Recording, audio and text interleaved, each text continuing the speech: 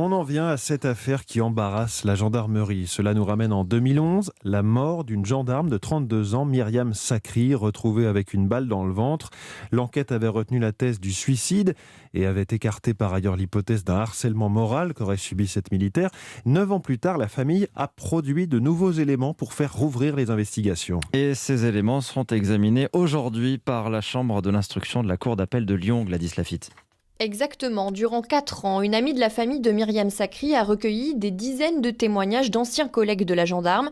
Ils attestent d'un harcèlement au travail, d'insultes, de racisme et surtout d'une mise à l'écart par ses camarades pendant 6 mois avant sa mort, sans soutien de sa hiérarchie. Au contraire, selon maître Vincent Brengart, l'un des avocats de la famille, ses supérieurs s'en seraient même pris à elle et l'enquête menée par d'autres gendarmes bâclée. L'ensemble des témoignages font état des pressions reçues dans le cadre des investigations par certaines personnes, soit pour telle ou telle question, il y avait une orientation de la part de l'enquêteur, soit lorsque on répondait des choses qui étaient plutôt favorables à Myriam Sakri, et bien curieusement, ces éléments ne figuraient pas forcément dans le procès verbal.